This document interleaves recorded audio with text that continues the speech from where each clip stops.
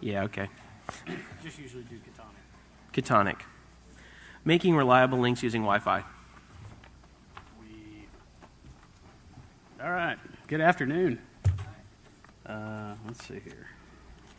Yeah, so this talks on making reliable links with Wi-Fi. If I can remember all this stuff in my head. Yeah. So anyway, who I am, virtually every one of us is probably about the same on this. If it's infrastructure, you're interested, all the rest of that fun stuff. Worked for a, I worked in a small wireless ISP. We didn't really get too far before funding ran out, as everybody knows. So they educated me on some of this stuff, and assisted them in installing the citywide network that we put in. I've been in ham radio for 13 years, and as I say there, I went off the deep end, which is kind of hard to qualify, but basically, you reach a certain point where you get interested in stuff, and you can't find people to talk with it about, and that's kind of the difficult part there. But that's just inconsequential stuff. Okay, some assumptions here. This is kind of difficult. All right. Well, everybody knows you're here for this. All right. If you want to deploy reliable Wi-Fi links, you know that Wi-Fi is a form of radio. Two-way or any other kind. And you know what a Wi-Fi card is, obviously. A form of radio here, PFM, is pure freaking magic. A lot of folks, just kind of, put up two radios and, magically stuff works for them. But the Wi-Fi, just like your cell phone, is a radio. So, and the other assumptions are that you know what an antenna is, and obviously that you're not an RF engineer intent on ruining my talk. But that was more for the hecklers than anything else. Okay. All right. Your power is the gain's basically broken down into two basic groups. You've got antenna gain, and then you've got amplifier gain. And then with antenna gain, you're taking the signal and compressing it in one direction or another. You're putting it more or less where you want it instead of where you don't. The con to this is that you can typically with the right antenna you can communicate a relative distance. It's very short, but if you direct all that power in one specific direction, you can do stuff like shoot it across 125 miles of desert. Okay. So yeah, basically the theory behind it all is that you can invest in metal, not watts, because it's typically cheaper to do so. With Wi-Fi, there are power limits all over the place too that you have to deal with. And when you go with an amplifier, obviously you generate more signal, but the con to that is you also generate more noise, just because the device itself, inherently adds a bit of noise. The amplifiers typically aren't too cheap. They're getting cheaper every day, which is a good thing for for all of us, especially the guys who like to award drive with the half-watt amplifier. But of course, you've also got the FCC requirements that you have to deal with, regardless, unless you just really like making friends in three-letter agencies. Sorry about this. Okay. Yeah. So you antenna gain. You improve the signal directivity. Specifically where it's at. It's usually fairly easy to install antennas, best bang for the buck. You can get away with, buying an antenna that's, got more gain than, typically cheaper than an amplifier, and you can always build your own too, but that may be a different point. Okay, let's see. They've got the point of diminishing returns is really the limit on antenna gain, and that's just where you kind of reach a point where you can add, more elements to like a Yagi antenna or something and kind of increase its gain, but it doesn't increase at the same rate. You double the number of elements beyond a certain point, and you just don't gain anything extra for that. But typically gain is expressed in dBi or dBd. Hams are probably more familiar with dBd, which is decibels over a dipole for reference, because we all know what a dipole is. dBi is decibels over an isotropic radiator. And an isotropic radiator is really difficult to express, because an isotropic radiator, the only really good example we have of one is the sun. It's basically just a point source in one place. And, we have no way to generate that, in anything other than, purely a model perspective. Yeah, so amplifiers are expensive, which, like I said, is a given. The time that I got into this, the amplifiers for 2.4 gigahertz with just 802.11b, because G wasn't around yet, were $900, and they've come down quite a bit. But this figure mostly represents the tower-mounted amplifiers, not what you find down at CompUSA, range extender or something like that. Some amplifiers will not do 802.11g. This is because the modulation format they use is different, and it basically forces the amplifier into compression and will destroy the signal. And again, limited applications, and usually you're dealing with dB or dBm here. Yeah, so we've got EIRP and ERP. Essentially, they work down to about the same thing. The difference is that one's got an I in it.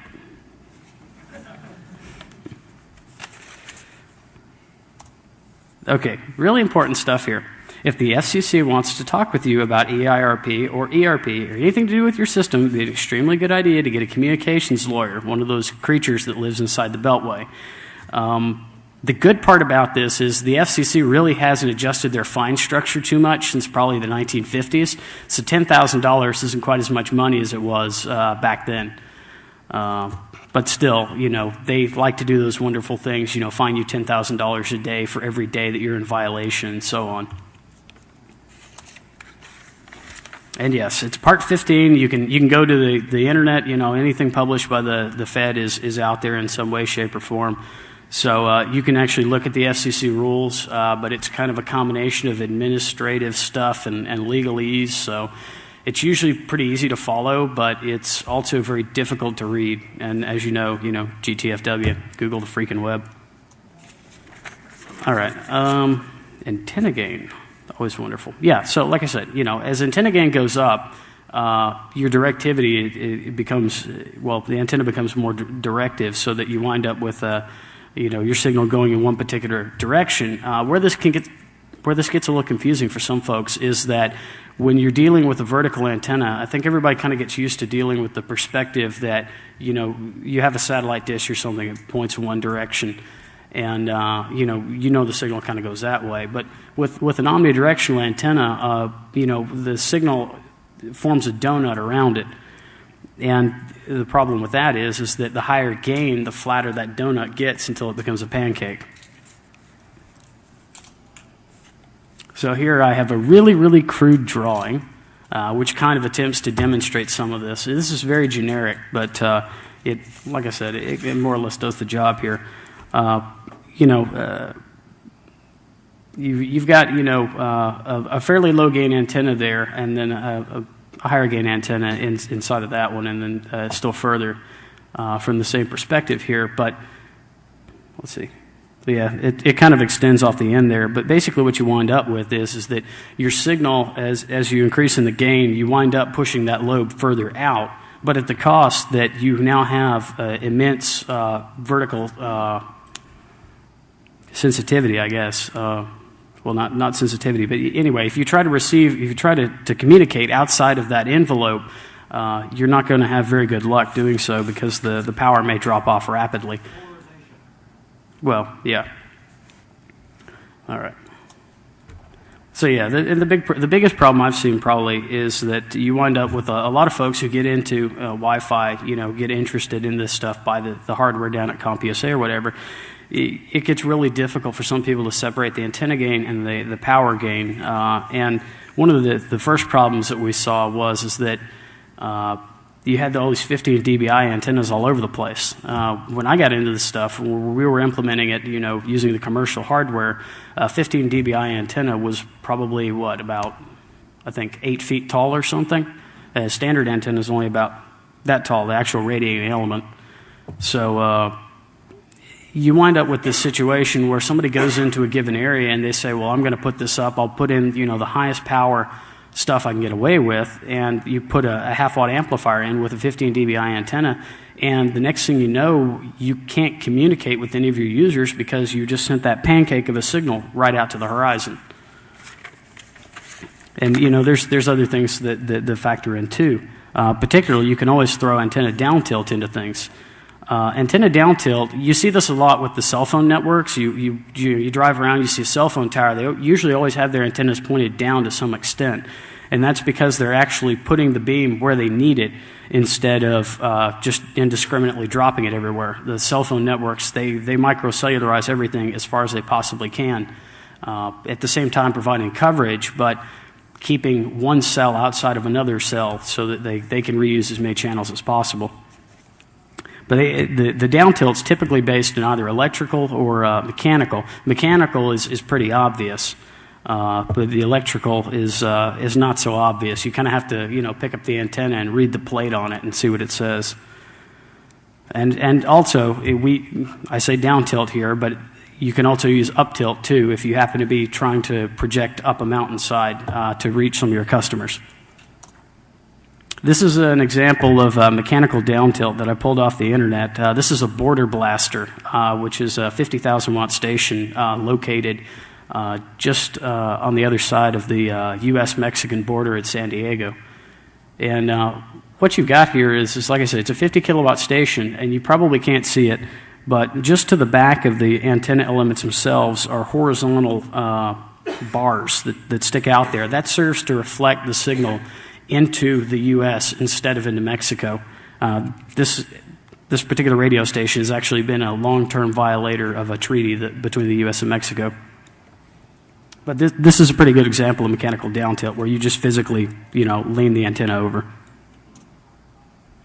And again, electrical down tilt is essentially you're looking at it not from the perspective of tilting the antenna, but more just the perspective of doing it electrically so that the beam comes off and it tilts down or up or however you need it to go. And here's obviously an example, versus the one where you saw that the beam was just normal. Now here it's slightly down tilted. And yet another example. These are the actual antenna patterns. Like I was saying, if you visualize the antenna being right in the middle of that drawing, standing straight up, you can see that the one on the left there, obviously it points down to some extent, and the one on the right doesn't. Typically, this is an order option on an antenna if you're purchasing one. If you're building an antenna, usually you cause this to happen by intentionally making it too long or too short. And again, when you're dealing with directional antennas, you have the signal kind of comes off, I guess, in this mushroom shape. Typically, you don't worry about the back lobes because that's accidental radiation, if you want to call it that. But that's just off the reflector or whatever. But so you wind up with this kind of mushroom shape, of a signal that points outward in downrange where you want to communicate. Okay. Catch up this up here. All right. Loss and attenuation. Attenuation is everywhere. Every piece of coax, connector, you name it, it attenuates in some way. It's also called insertion loss, which is typically when you're dealing in very, very low amounts. Usually they'll mention something like that. Even an amplifier has some insertion loss in it, but because it generates so much more power, so much more signal, you typically don't worry about that part of it.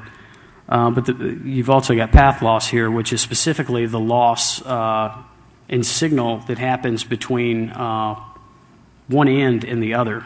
Let's see.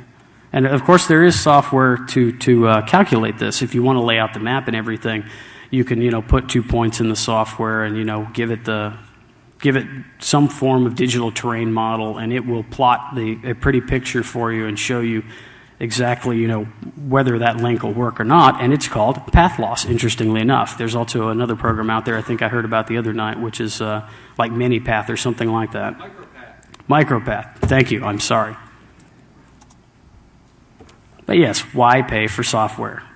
Because you can just do this with algebra.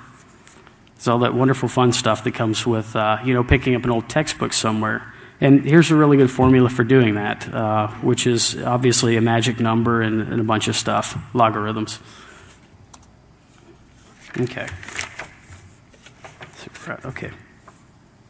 Yeah, so here's just something I threw together, which is, when you deal with path loss, you're calculating the loss between those 2 points. And depending on how far you're going, depends on how much range there is. It is logarithmic because of the power loss, but you still wind up with, you increase the length by a certain amount, and you may find out that you don't have nearly as much loss as you do, but you can't really overcome the power loss if you're trying to shoot for too far, unless you can, magically come up with, some way to throw more power or more gain at the problem. And here we just, run through a logarithm right quick there, and add the numbers up, and you've got for 2.483 gigahertz at 20 miles, 130 dB worth of loss. So the total margin is the transmit power. What did I do here? Is it power coax? That doesn't make any sense. Wait, okay. So you typically start out with your transmit power, which is usually expressed as a positive number, plus 36 or so, depending on how much power. All of this deals in dBm, but you can always do decibels, microvolt, whatever you want to do. So you start out with 36 dBm, which I believe is about 4 watts ERRP out of a, let's see, what did I put here? Some other kind of antenna. So you get 36 dBm, which is, like I said, an amplifier. I think it's a half watt. I'm not dead certain on that. And then here I used two 23 dBi conifer dishes, which I believe became Andrew, which somebody bought, and all the rest of that fun stuff. And you wind up with 131 dB worth of path loss. And here, this 14 figure over here is actually from the amplifier that a lot of the amplifiers out there that you'd mount on a tower have a preamplifier in them too, which helps immensely when you're dealing with the kind of coax loss figures you get at microwave frequencies. You can't you wind up in this trade-off where you can buy the amplifier and you can implement it, or you can buy really expensive coax and implement it. And both of them are not really attractive options, but you don't have any other way. So here, the total margin works out to 47 dB, and you wind up with essentially 5 nines here at a 30 dB fade margin. And so it's 17 dB above 30 dB. You can pretty well bet that this is probably going to be a fairly reliable link. The exception to that is, of course, if you wind up with other interference issues nearby. Passive repeaters. Everybody gets this brilliant idea. They start working with this stuff. Just sit here and say, well, I just need to get from here to here. Well, I can take and put a dish down here in the valley and point that up to the mountain, and then take two antennas, connect them back to back, and shoot 20 miles further or something like that. You tend to run into a lot of this with the old stories of people living down in valleys wanting to pick up some TV station. They go and put two antennas back to back and sometimes an amplifier there, and magically now they can pick up that TV station. The problem with this is that you incur twice the path loss, so that you have the first path and the second path that all have to be added in together. And most of the cards out here, you wind up with the Wi-Fi cards typically aren't going to receive anything below negative 93 dB. So you can see 150 dBm there versus negative 93. You're just not going to see anything there. And on top of that, the noise floor typically may be around 100 dB too. So yeah, and not workable unless designed correctly. The con there is that generally the only way this is going to work is if one of the ends is very short. I can't think of any examples off the top of my head, but it's been done before.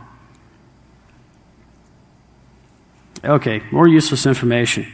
Don't turn access point power up. I know everybody and their brother is reloading an access point with, some form of modified firmware, and magically it allows you to add, tons of power and communicate further. But the problem with this is that just like the CB radios, which used AM, you turn up the power and it makes the device nonlinear. You wind up causing all these sidebands to come up all over the place, and it causes interference to other services, and at the same time it also causes interference locally. It makes some of the other Wi-Fi channels not able to be used. And of course FCC liability, because now you're radiating information out there that's not useful, and it's in violation of correct operation of the equipment. So here's a screen cap of this is a spectrum analyzer. This is a signal you'd see if you're looking at an access point with the spectrum analyzer. And you can see here that it's fairly well defined, but when you go and turn the power up on some of these access points, they don't exactly behave very well. And you look at this and you sit here and say, well, that's not so bad, until you realize that that signal that we were just looking at was 22 megahertz wide. There's 66 megahertz worth of spectrum to work with. Well, I think it's close to 83. But you wind up with interference out in some of these sidebands, and you don't know where this is going to pop up. And it could wind up being out in MMDS's territory, where you're going to have some TV engineer who's chasing you around with a rusty spike or something for interfering with it. But he's probably not afraid to call the FCC either. And yeah, just why keep the stuff clean? Just to keep the FCC off your tail if for some reason you decide to implement this, and it's just one less thing to worry about. It's just really a good idea, and it's a good engineering practice. This is a picture of Wurtzilla, which some of you may know, the hacker pimps, and they decided to, I guess, overclock and amplify the heck out of this thing. This was their first model, but I hear that they're working on an updated version.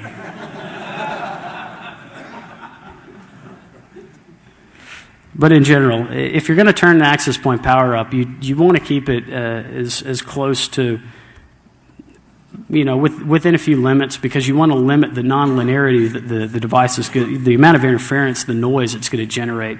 So typically no more than 100%. If you've got a 21 milliwatt device and they say that you can get 100 milliwatts out of it, it's probably not a good idea to push it more than 50 milliwatts. And again, it says 802.11g can't be amplified like 802.11b. There are G amplifiers out there now. You just probably need to read the documentation that comes with it. And I took a spectral plot here of 802.11g at 2 megahertz per division on an HP 141T, which is a really old spectrum analyzer. And this took a bit for me to get this particular picture, but what kind of blew my mind is I may not have been operating exactly correctly, but this is 802.11g, and that's 802.11b. And if you look at the two, you really can't tell a whole lot of difference. So, but again, that's just looking at the spectral plot. And here's another image, which is just slightly less. It's a 802.11g at 5 megahertz a division. So you're seeing the same picture, just slightly compressed. All right, so yeah, Fresnel zones is the way you express where your signal is at when you're putting a link between two places. The signal's got to fit somewhere, and it turns out that ellipse becomes it. So you have a dish at one end, a dish at the other end, and you've got all this space in between. And typically, most links are calculated to the first Fresnel zone, which is called .6, and that's where about 60% of the signal is. And again, like it says, no intrusions can be tolerated. When you're working with Wi-Fi, the power levels are so low, and your gain is typically fairly high that you wind up with something with trees or anything like that. You can throw power at the problem, but the next thing you know, it's rained and now the trees are wet and your signal won't go through. It's microwave. It's pretty much line of sight stuff. And also, ideally, the second and third Fresnel zones should be clear. But I'm trying to remember. I think you can calculate those out. I think it's like either 2 or 3, or it's either 1 or something else. But it's typically expressed as where that signal actually resides in the air between those 2 points. All right, mounting height, of course, is important because you don't want to wind up with multipath interference, which is where the signal bounces off of the ground and comes up and causes some sort of interference. At the same time, you've got to clear the ground, so you've got to make sure that you don't wind up with the Fresnel zone actually coming in contact with the ground. And of course, you're down tilt in economics. You generally don't want to put a 6-foot dish up at 350 feet unless you can actually afford to do so. But a 6-foot dish at 50 feet isn't nearly as expensive. And also, horizontal polarization tends to help out with some multipath. What you wind up with is that when the signal bounces off of the ground, when it comes back up, it kind of nulls out. And obviously, you also have to deal with the curvature of the Earth because, the Earth is round, and you wind up with trying to communicate between 2 points. You've got to deal with this bulge in the middle. And here's a formula for calculating that, which you work out with. This isn't too bad here. You've got 61 feet worth of Earth bulge in a 20-mile path, which let's see, Fresnel zone. Oh yeah, that's the exercise of the Fresnel zone. My mistake.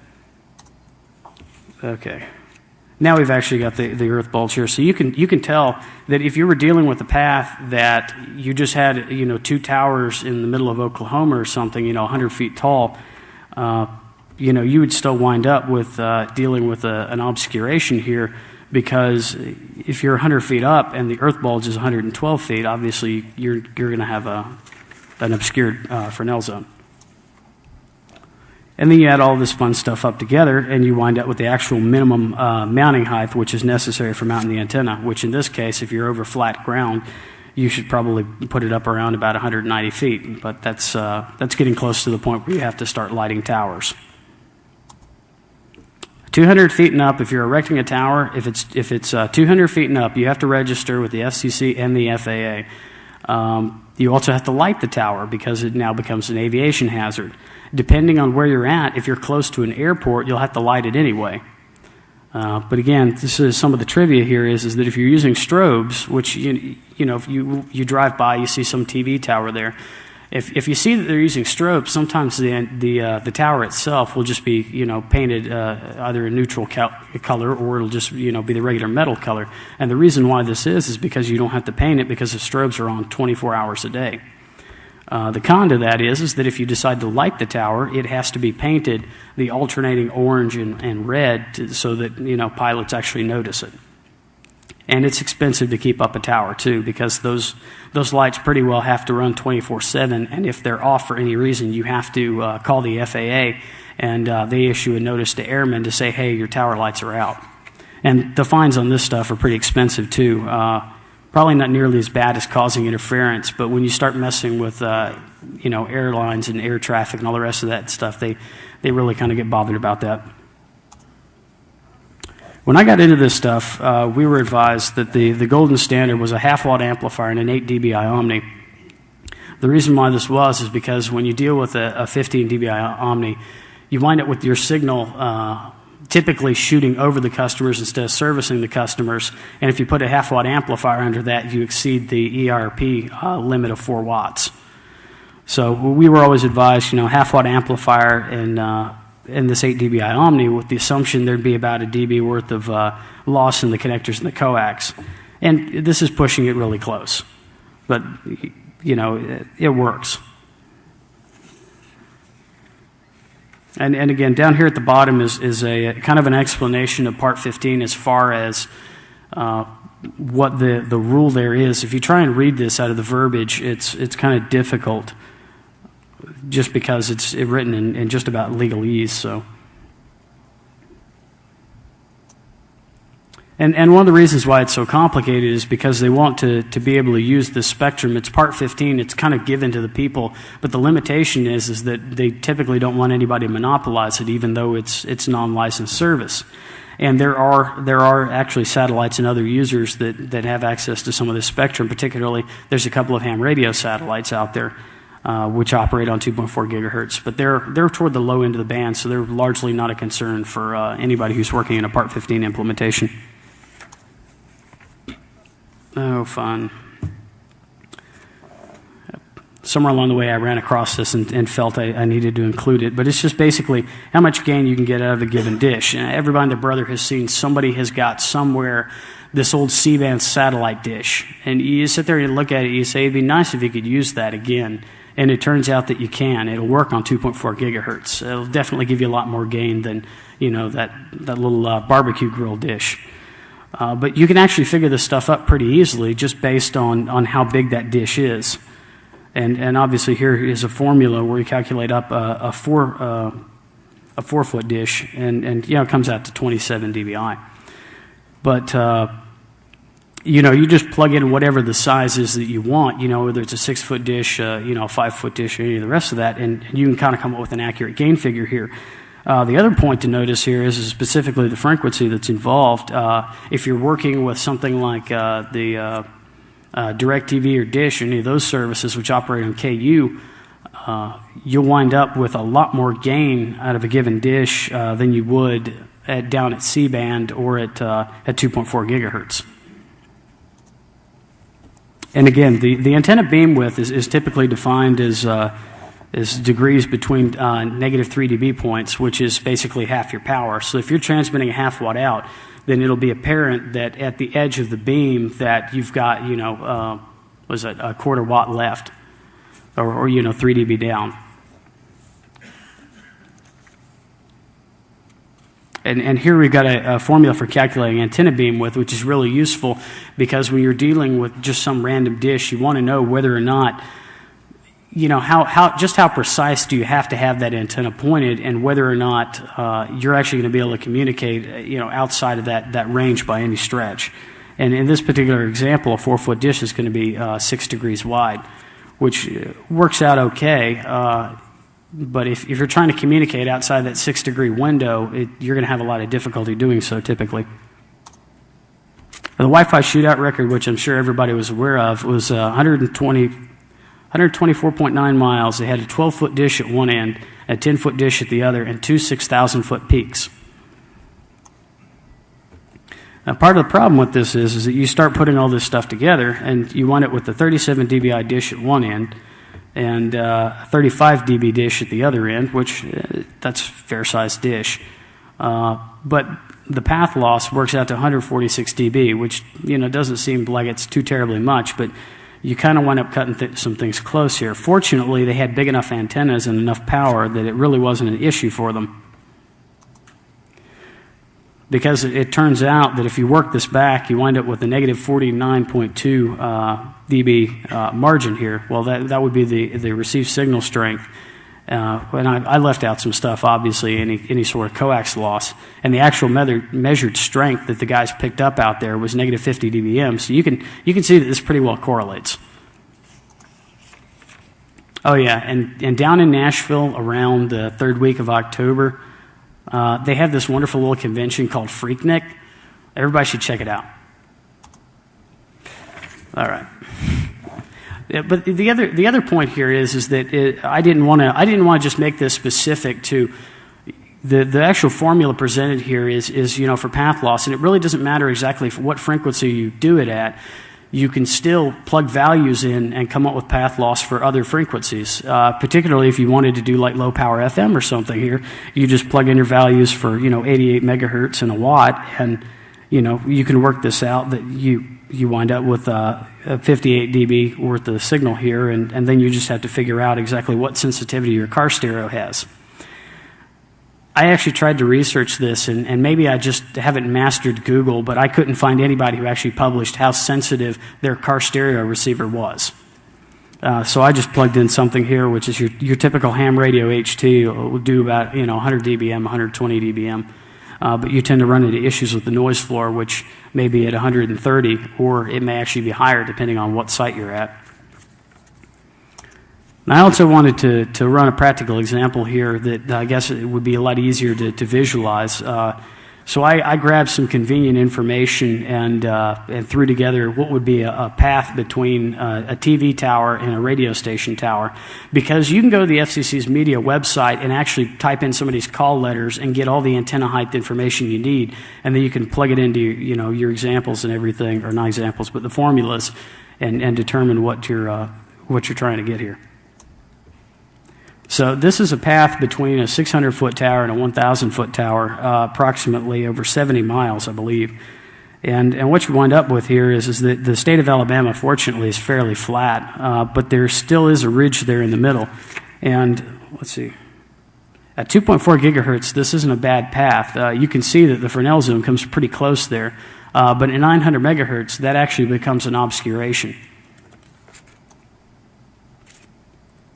Okay, I also wanted to, let's see, figure out exactly where to put that.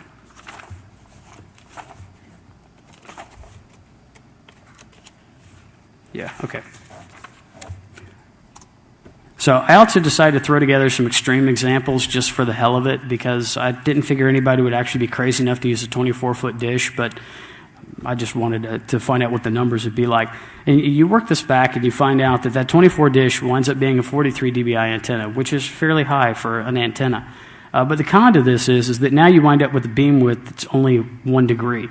And it's very difficult to keep an antenna like this pointed. When you're dealing with satellites, the teleports and satellite earth stations, actually, the people who upload, or not upload, but who actually push HBO to the satellite, they typically have very large antennas that are equipped with tracking systems to automatically keep that thing pointed exactly where it is.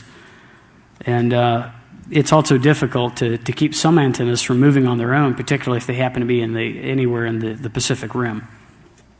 And again, the higher the frequency, the more gain you're going to wind up with out of a dish. The old AT&T microwave dishes exhibited quite a bit of gain too, and of course they had huge towers that they were mounted on.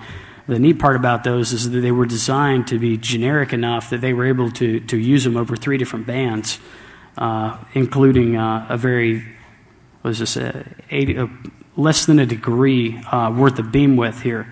So if that antenna is pointed, directly ahead, you wind up with, losing that signal if you're off by a degree, which, obviously means it's got to be pointed there and kept there. So yeah, I just picked this up. I didn't know, maybe somebody here might have an interest in telephony. I know I do. But I found out that some of these antennas, there's a lot of talk because the tower sites have, AT&T no longer owns them for the most part, and other companies have bought them up and sold them, rented them, and so on. They always want to remove these antennas because they're huge, and they're heavy too. And it turns out that antenna, you look at it, you say, well, it's not that big. Well, it's 100 feet away from you vertically. Some of them weigh about 800 pounds. Some of them weigh about 2,500 pounds. So there's physical mass here to keep them from moving. Another good part about AT&T is they pretty well figured out that early on, since they only had so much spectrum to work with, they reused as many channels as possible. That's also a very good lesson to learn anytime you're doing wireless point-to-point link, because you don't want to have something operating on channel 1 and then wind up, not being able to use that 2 towers down. Or worse, finding out that your interference you're getting on one link is because of another link that you established 60 miles away. So obviously, AT&T went through a lot here to make sure that they had more money than God to implement this, but you make sure that your Fresnel zone's clear and they have highly directional antennas so that they pretty well know that signal's not going where they don't want it to be. And relatively low power radios here, but they had the mother of all combining systems. And here's a good example of that, just pulled out of some old AT&T literature. You can actually see there where they more or less make sure that the path is always remaining, it's offset so that you don't wind up with one station shooting into another. And again, you wind up with your realistic limits here. Distance is the largest governing factor, but it's mostly due to the timing algorithms that are in 802.11b and G. Even at 55 miles, they were only able to maintain about 150 kilobits. But that was because they were trying to communicate at 1 megabit. The earlier cards, when you lowered the speed, they actually got more sensitive. So you were able to make a marginal path work further. But at the Wi-Fi shootout, I believe they were trying to run full rate, and I don't remember exactly what their numbers were as far as what they were able to get out of them. I'm really interested to know, though. And, of course, the other issue you're dealing with here is that radio, at least as far as most Wi-Fi is implemented, is pretty much half duplex. So you transmit now, you wait, and you receive and turn around and do the same thing. But because of this, 11 megabits doesn't really work out to 11 megabits, so that your actual throughput, typically around 4.5 and 5 megabits, may be about the best you can get in a point-to-point link with no interference. And at any time that you're implementing a link like this, you always want to do a site survey just to kind of get a feel for the site and figure out whether or not you're going to be able to actually make this work. Obviously, some towers are not as good as other towers because you can tell that this one's probably fairly well used because somebody's got a bunch of antennas sticking out in every which direction. It looks like on the same band and the same polarization. If I was setting up a point-to-point link for a wireless ISP or something that I wanted to be reliable, I'd be really concerned about using this site until I found out more details about, what was going on at this particular site. And again, you wind up with not all wireless is compatible. You also have this wonderful fun bit where you have direct sequence versus spread spectrum, direct sequence spread spectrum versus frequency hopping spread spectrum. Well, frequency hopping pretty much always wins, but it's not a very good victory because they're only able to communicate because they're slightly more interference resistant. Direct sequence, you kind of keep it until it falls off, and frequency hopping, you just kind of wind up in this triangular path where you're still able to communicate with more noise, but it's just not very effective. Direct sequence just kind of drops off altogether. And there's kits out there. I said available at your favorite retail outlet, but I found these once, and I forgot to write down the website that I found it at. But you can get typically there are some. There's some spectrum analyzer cards out there. You can actually buy, I think, from Anritsu or some of the other ones. It's Cognio is the vendor. Okay. And $3,000. Yeah, $3,000 from Cognio. You can get a spectrum analyzer card. There are some Wi-Fi cards out there that have the ability to kind of do the same thing, but it's not very good. But it'll work in a pinch for a lot cheaper. But really, spectrum analyzer is the best way to go. Well, you probably can get a spectrum analyzer for 2.4 gigahertz for $100. You have to remember that the people at home unfortunately can't always hear at the back, but it may weigh about 70 pounds. And do you really want to be lugging something that would? I got one right in my bag. I'll put it to you. Cool. I'll have to see that. But typically when I look at a spectrum analyzer, I'm looking at some piece of HP gear that isn't typically not very portable, and we'll get the job done. We'll show you everything that you need to know. But on the flip side, it's typically not very portable. But something like that, you're going to be shopping at Dayton for, and those are I think about $600 the last time I looked. But some of these spectrum analyzer cards here, you can take a look at what the channel utilization is here, and obviously you can see that in this particular example that it looks like channel 1's pretty well clear. There's something on between channel 2 and 9. And obviously, there's something else altogether at the high end there. And here's another site where you can see that obviously it looks like there's somebody probably on, I think about channel 2 or so. Yeah, that'd be channel 2 because the wonderful fun part about Wi-Fi is you have 3 non-overlapping channels, which is typically 1, 6, and 11. And if you offset that just slightly, it always starts at the bottom end of the band. So that when you're on channel 1, you're working with like 2.400 gigahertz plus 22 megahertz is the total utilization there. So you wind up that channel 1 signal actually goes across channels 1 through 5. In this particular case, you can see that implementing channel 8 or up would probably be a much better idea than trying to implement something at channel 1 or channel 2 because you're going to run into interference. And here you've just got a really crappy site here where there's apparently somebody who's all over the place. As you can see, you've got 2 channels that are really bad, and the rest of the channels are okay. If you wind up dealing with some of the other 2.4 gigahertz equipment like Western Multiplex, which is purely pushing data, T1 data, they don't really care quite so much because the modulation format isn't recognized. So to Wi-Fi, it looks like pure noise. And for the most part, we look the same way to them. We just look as another noise source. And then here's a really crummy site, which, as you can see, most of the band's pretty well shot here. That's definitely not somewhere you want to try to implement any sort of reliable link. So when you're dealing with site surveys, you can also use some free software to put some of this stuff together. There's a program out there called Radio Mobile, which was put together, I believe, by a Canadian gentleman. And the other fun part about this is when you just want to roughly kind of look at something, you can always use Google Earth too. Which in my case, I was able to run a path analysis and then find this obscuration, but I couldn't actually determine where the hell it was. I looked on the map and I couldn't see anything that stuck out at me.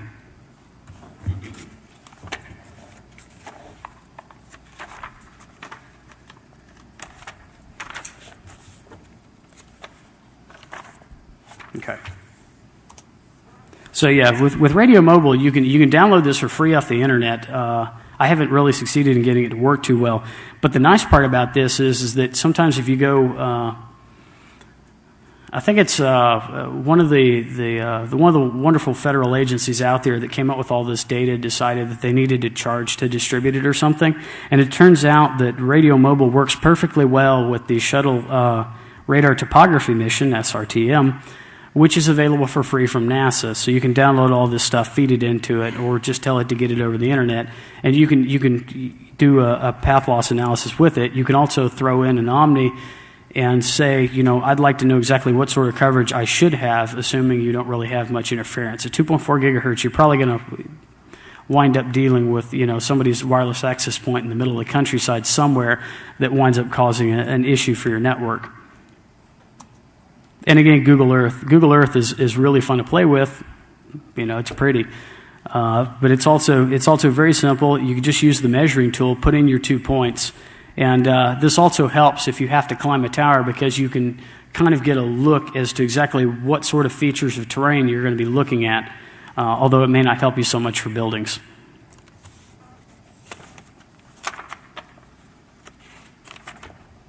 All right.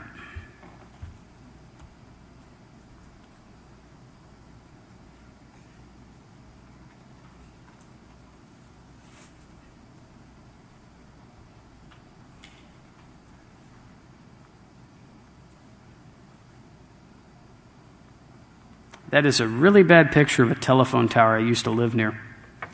But this happens to be on the same mountain that I tried to plot some of this stuff at. So if you give me a second here, I'm going to try and see what I can do about getting some control back so I can actually show this really well.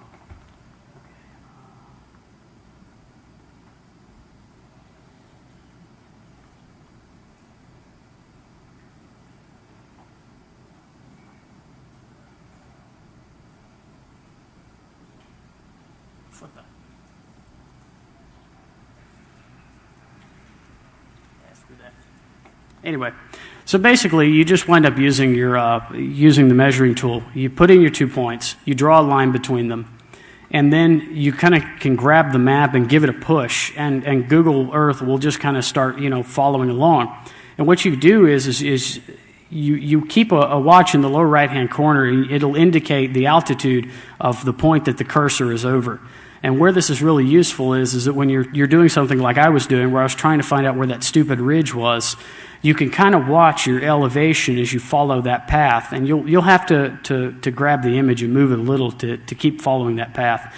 But you just keep a watch on that, and you'll typically find that if you're dealing with a path where you've got a 1,000-foot mountain on one end, a 1,000-foot mountain on the other, and everything in between is 500, 600, 700 feet. You pretty well notice when you hit a 1,000-foot peak in the middle of that, even though it may only be, just a few miles wide, but you'll be able to see the obvious jump in altitude there, which really helps when you're trying to locate something, that for whatever reason doesn't show up on your topo maps otherwise.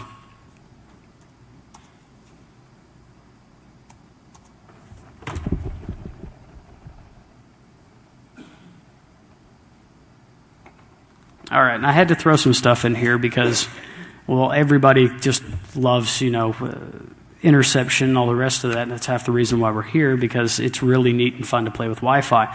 But somewhere along the way, I picked up a little factoid, which is the typical passive interception distance is about 3 times that need to pass information directionally, or bidirectionally, rather. So if you have a link that runs, 1 mile, it may be possible to actually pick up the data out of that, for 3 miles. And this gets really fun and interesting, too, when you start dealing with the parabolic dishes, the old satellite dishes, stuff like that.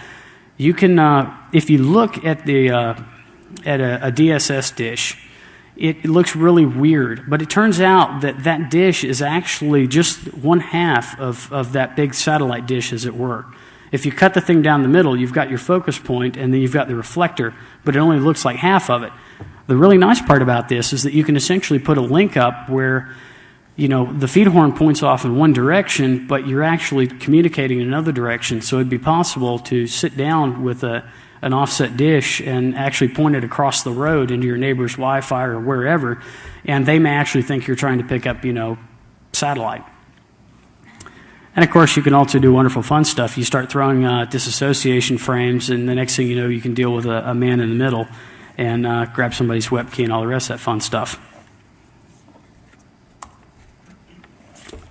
So, this is kind of the end of it, but I appreciate everybody coming to the talk. I'm really honored that they even gave me a speaker slot here. I apologize for being such an awful speaker, but normally I'm a little bit better at this, but y'all are the biggest crowd I've ever been in front of, so thanks for the opportunity.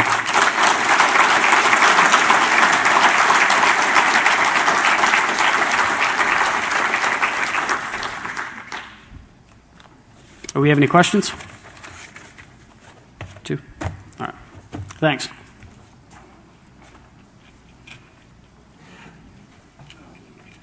Obviously, a form of radio here, PFM, is pure freaking magic. A lot of folks, just kind of, put up two radios, and magically stuff works for them. But the Wi-Fi, just like your cell phone, is a radio.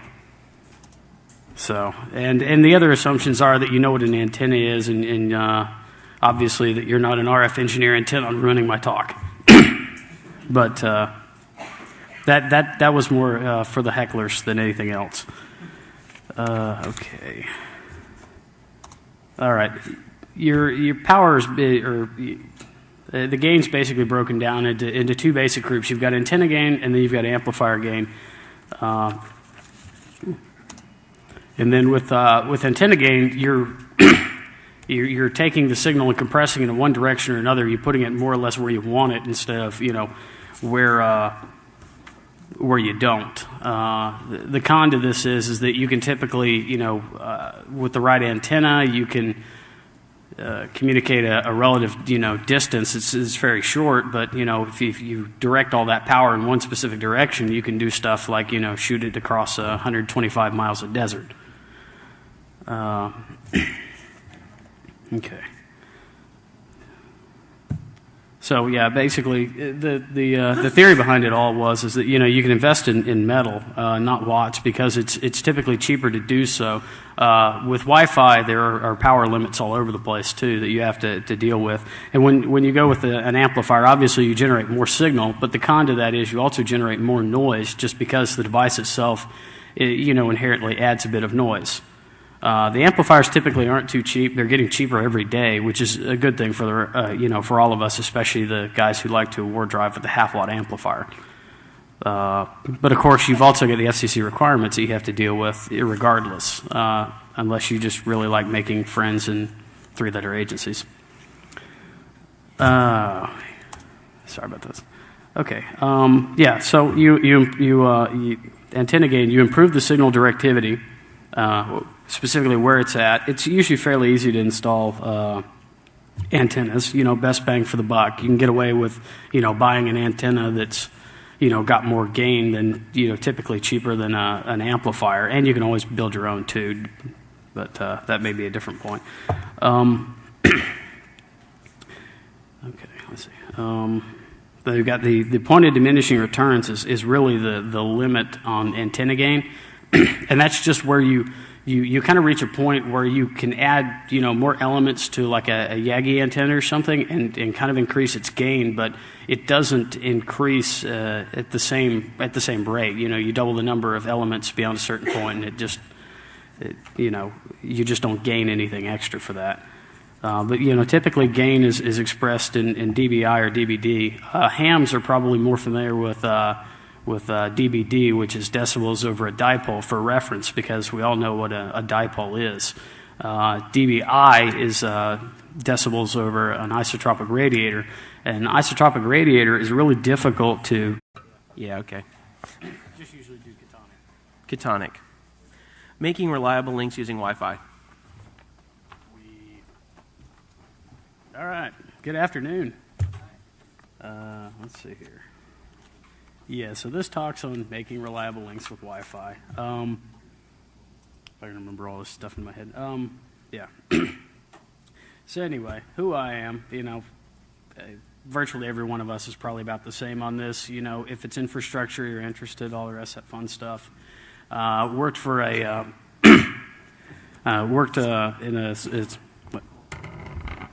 Okay.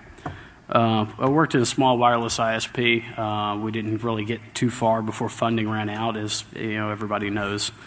So they educated me on some of this stuff, and assisted them in installing the citywide network that we put in.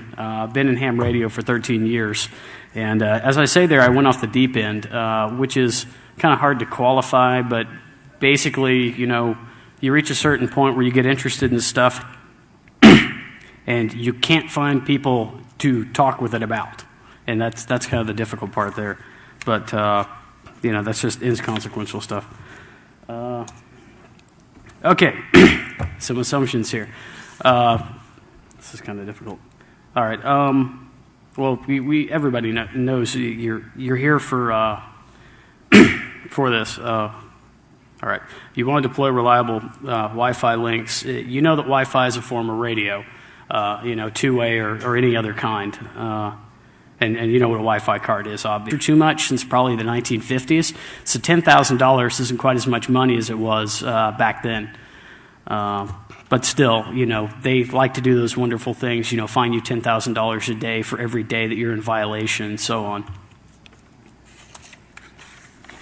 And yes, it's Part 15. You can go to the internet. Anything published by the Fed is out there in some way, shape, or form. So you can actually look at the FCC rules, but it's kind of a combination of administrative stuff and legalese. So it's usually pretty easy to follow, but it's also very difficult to read. And as you know, GTFW, Google the freaking web. All right, antenna gain. Always wonderful. Yeah, so like I said, as antenna gain goes up, your directivity, it becomes, the antenna becomes more directive, so that you wind up with, your signal going in one particular direction. Where this gets a little confusing for some folks is that when you're dealing with a vertical antenna, I think everybody kind of gets used to dealing with the perspective that, you have a satellite dish or something that points in one direction. And the signal kind of goes that way. But with an omnidirectional antenna, the signal forms a donut around it. And the problem with that is that the higher gain, the flatter that donut gets until it becomes a pancake. So here I have a really, really crude drawing, which kind of attempts to demonstrate some of this. This is very generic, but like I said, it more or less does the job here. You've got, to express, because an isotropic radiator, the only really good example we have of one is the sun. It's basically just a point source in one place. And, we have no way to generate that, in anything other than, purely a model perspective. Yeah, so amplifiers are expensive, which, like I said, is a given. The time that I got into this, the amplifiers for 2.4 gigahertz with just 802.11b, because G wasn't around yet, were $900, and they've come down quite a bit. But this figure mostly represents the tower-mounted amplifiers, not what you find down at CompUSA, you know, range extender, something like that. Some amplifiers will not do 802.11g. This is because the modulation format they use is different, and it basically forces the amplifier into compression and will destroy the signal. And again, you know, limited applications, and usually you're dealing with dB or dBm here. Yeah, so we've got EIRP and ERP. Essentially, they work down to about the same thing. The difference is that one's got an I in it.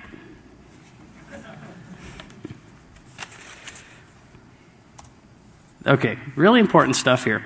If the FCC wants to talk with you about EIRP or ERP or anything to do with your system, it would be an extremely good idea to get a communications lawyer, one of those creatures that lives inside the Beltway.